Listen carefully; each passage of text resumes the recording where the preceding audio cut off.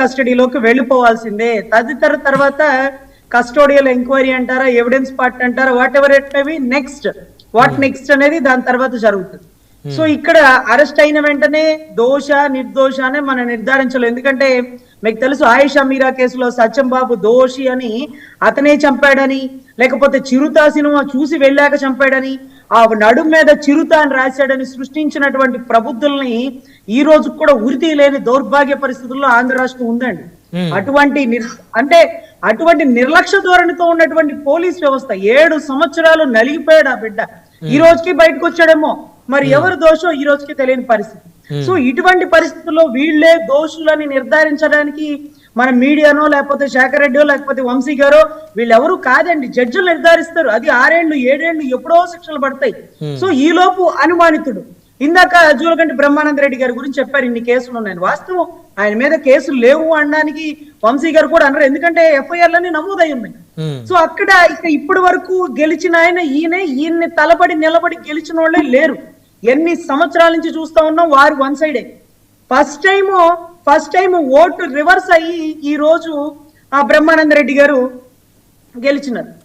So ఇక్కడ పిక్కల్లి రామకృష్ణారెడ్డి గారు వాళ్ళు మాత్రమేమి స్వాతంత్ర సమరయోధులు కాదు, అవతల వాళ్ళు కూడా వాళ్ళేమి నిజాయితీ పరులా, లేకపోతే వాళ్ళకేం కేసుల్లో సంబంధం లేదా అని కూడా మనం అనలేము. పరిస్థితులు ఏంటంటే అలాంటి వారికి అవకాశాలు ఉన్నాయి. అక్కడ ఆ ఏరియాలో నిజాయితీగా నిలబడి చేయగలిగే వాళ్ళు ఒక అడ్వకేట్లు, ఒక డాక్టర్లు, ఒక ప్రొఫెషన్ లో ఉండే స్కూల్ టీచర్లు, వాళ్ళెవరు అక్కడ నిలబడి తలబడి ఎలక్షన్ చేయలేరు. అంటే వీళ్ళని తట్టుకొని, ఈ పిన్నెల్లి బ్రదర్స్ తట్టుకొని నిలబడాలంటే అదే విధమైనటువంటి ట్రాక్ రికార్డు ఉన్న కుటుంబం నుంచి ఒక నాయకుడు కావాలి అని చెప్పేసి, ఇది జగమెరిగిన సత్యం. ఇది మీరో నేనో ఇంకొకరో వంశీ గారో దాచిపెడితే దాగేది కాదు. గతంలో వీరి కుటుంబం మీద కూడా అనేకమైనటువంటి ఆరోపణలు ఉన్నటువంటి మాట వాస్తవం.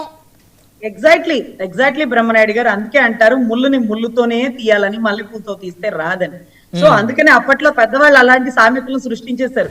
అయితే ఈ తురకా కిషోర్ అనే వ్యక్తి ఎవరైతే ఉన్నారో సార్, లాస్ట్ టైం నేను వినుకొండ ఒక కేసుకి వెళ్ళినాను సార్. మన ఏదైతే జన సైనికుడు ఒక క్వారీ ముందు ఉండి ఒక ఫోటో దిగినాడు సార్. క్వారీ ముందు ఉండి ఫోటో దిగాడు, వెనకాల క్వారీ పడింది. అక్కడ ఉండేటటువంటి బొల్ల బ్రహ్మనాయుడు గారికి సంబంధించినటువంటి కొంతమంది వ్యక్తులు వచ్చేసి, ఇదిగో మా క్వారీ నువ్వు ఫోటో తీసినావని అతన్ని కొట్టి కుమ్మేసినారు.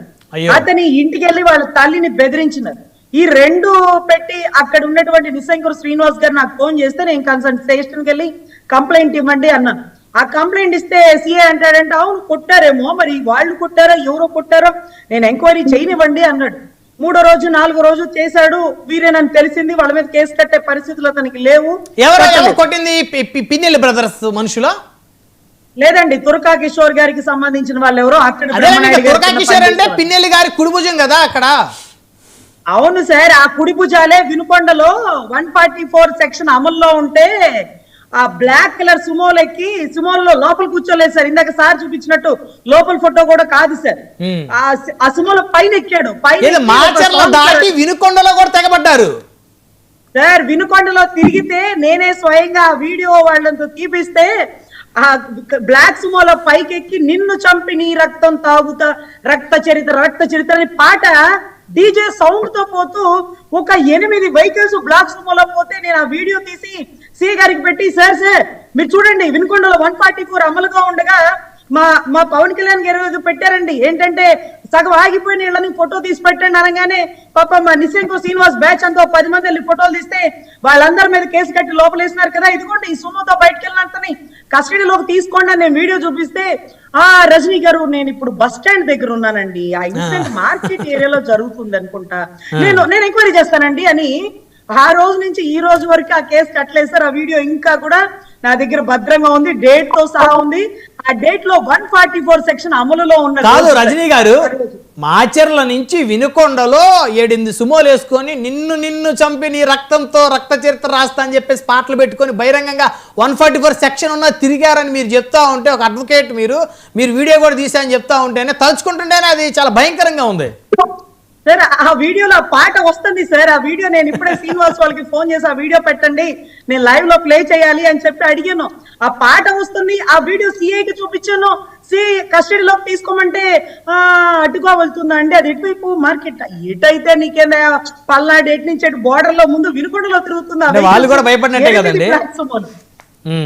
సార్ వాళ్ళు కూడా భయపడినట్టే కదా, వీళ్ళ మీద కేసు పెడితే ఇబ్బంది అవుతుంది అనేటువంటి ఆలోచన మీరు చెప్పిన విధానం, మీరు చెప్తున్నటువంటి అంశం, పోలీసులు కూడా వాళ్ళ మీద యాక్షన్ తీసుకోవడానికి వెనకడుగు వేశారని అనుకోవాలి. ఇంకా 100% సార్. వినుకొండ పరిసర ప్రాంతాల్లో నేను ఇందాక క్వారీ దగ్గర దిగిన ఫోటోలో వాళ్ళని కొట్టిన తరుణంలో కేసు కట్టమంటే సిఐ కట్టకపోతే మీరు 2 కోట్లు చూసుకోండి రజనీ గారు, మాకు ఇక్కడ చెప్పండి, మేమేం చేయాలో మాకు తెలుసు, మేమేం చెప్పాలో కూడా మీరే చేస్తారేంటి అని అన్నప్పుడు ఓహో అక్కడ నువ్వేం చేయాలో నేను చెప్పను కదా, నువ్వేం చేయాలో చేపిస్తానని చెప్పి స్టేషన్ గేట్ బయట ఇద్దరుగా కూర్చున్నాం, 4గురుగా అయ్యాం, 50 మంది అయ్యాం, 200 మంది అయ్యాం. సిఐ డిఎస్పీ నుంచి ఫోన్ వచ్చాక ఎఫ్ఐఆర్ కట్టాకే వినుకొండ నుంచి బయటికి లేచి వెళ్ళాను సార్. ఇది గత ప్రభుత్వంలో జరిగిన ఇన్సిడెంట్. అది వినుకొండ పరిసర ప్రాంతాల్లో ఇప్పుడున్న ఎమ్మెల్యేతో సహా అందరికీ నోటెడ్. అంటే కేసు కట్టరా, ఎందుకు కట్టరు? ఇదేమన్నా రాజారెడ్డి గారి రాజ్యాంగమా, అంబేద్కర్ గారి రాజ్యాంగమా? బాధితులు ఎమ్మెల్సీ రిపోర్ట్స్ అన్ని ఉన్న కేసు కట్టరేంటని బాధితులను కూర్చోబెట్టి వినుకొండ గేట్ బయట ధర్నా చేస్తే బొల్ల బ్రహ్మనాయుడు గారు ఒక బ్లాక్ సుమోలో వెళ్తా చూసి నాకు ఎదురుగా నిలబడిన వాళ్ళు ఎవరు అని చూసి సర్లేపో కేసు కట్టే